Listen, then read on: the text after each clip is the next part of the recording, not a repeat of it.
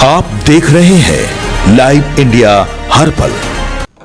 नमस्कार, आप देख रहे हैं लाइव इंडिया हर पल। मैं हूं आपके साथ रेखा मिश्रा। बिहार की राजनीति में एक बार फिर शैक्षणिक योग्यता को लेकर बहस जो है वो शुरू हो गई है और इस बार चर्चा के केंद्र में मुख्यमंत्री नीतीश कुमार के बेटे और बिहार के शिक्षा मंत्री, माफ करिएगा, और इस बार जो है वह चर्चा का विषय है बिहार के पूर्व मुख्यमंत्री नीतीश कुमार के बेटे और बिहार के स्वास्थ्य मंत्री निशांत कुमार की। दरअसल उनके चुनावी हलफनामे में दर्ज शैक्षणिक जानकारी को लेकर विपक्ष के नेता तेजस्वी यादव ने तीखा हमला बोला है, जिसके बाद राजनीतिक गलियारों में बयानबाजी का दौर शुरू हो चुका है।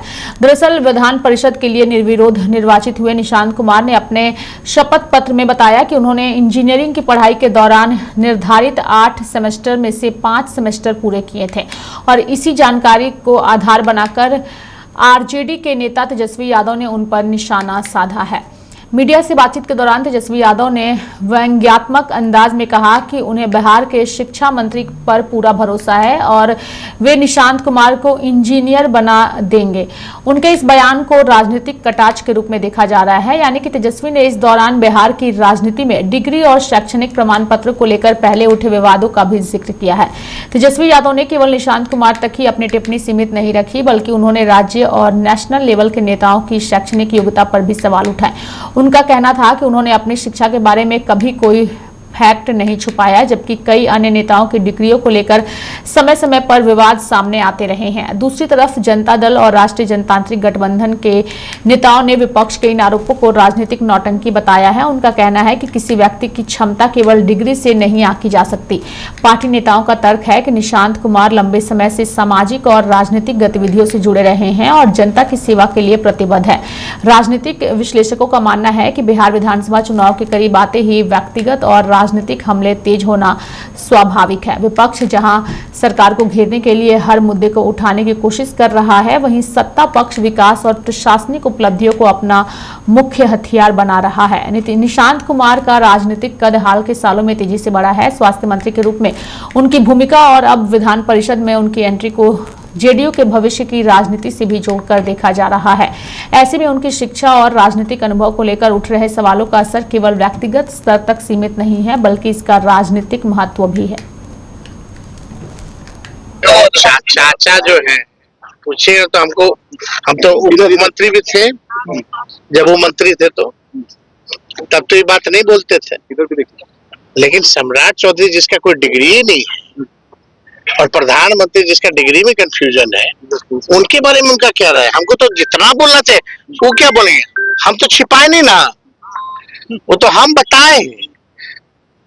बिहार के मुख्यमंत्री हो या देश के प्रधानमंत्री, इन लोगों ने तो डिग्री छुपाया है, नकली डिग्री पेश किया है, नकली उम्र बताया है। भाई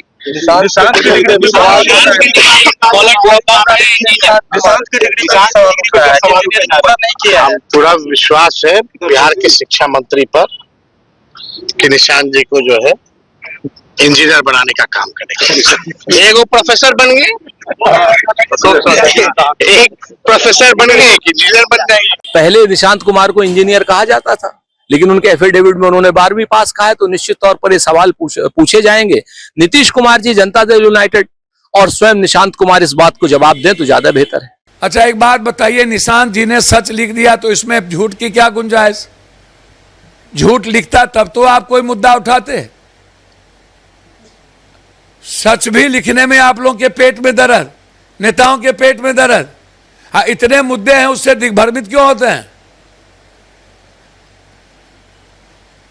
जो सवाल खड़ा करता है पहले अपने गिरेबान झांके देखे।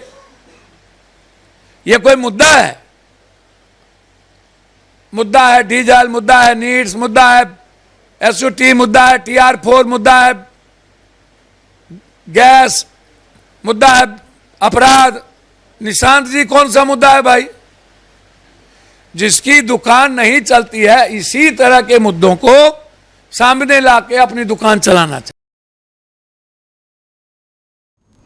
तो मेरे साथ फिलहाल अभी के लिए इस खबर में इतना ही। आप देखते रहिए लाइव इंडिया हर पल।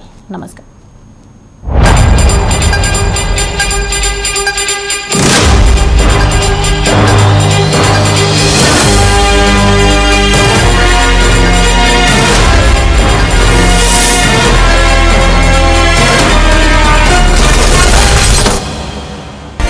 आप देख रहे हैं लाइव इंडिया हर पल।